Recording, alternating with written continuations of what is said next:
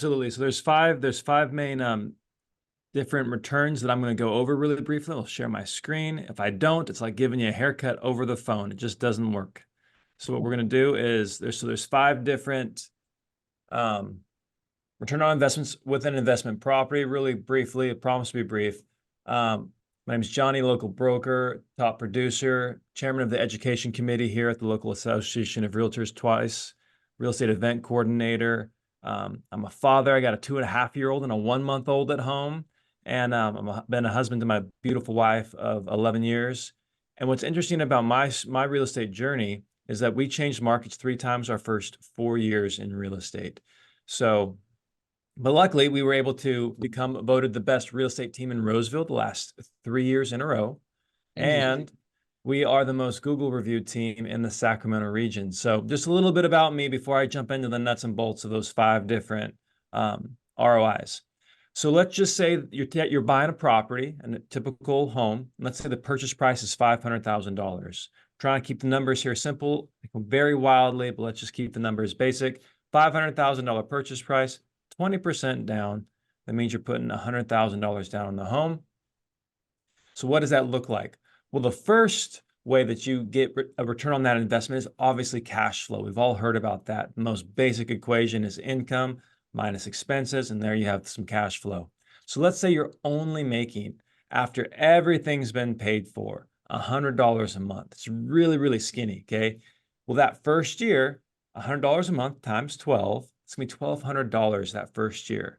And if you put 100 grand down on that home, that's roughly a 1.2% return that first year on that $100,000.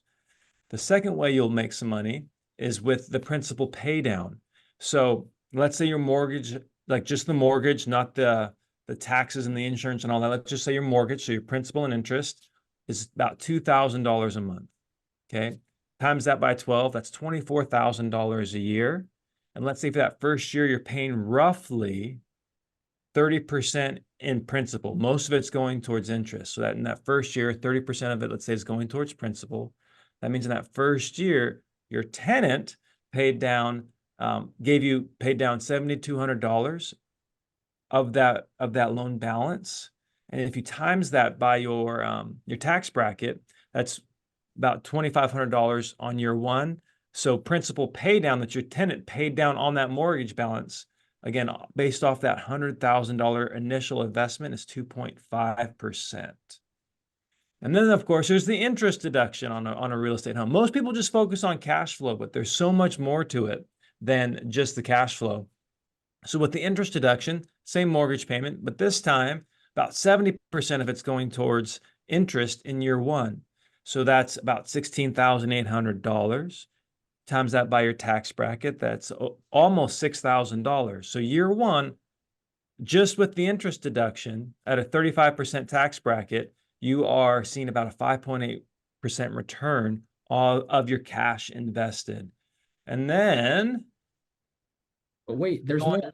But wait, there's more. So that's the first 3, and then there's the fourth one. So that's depreciation.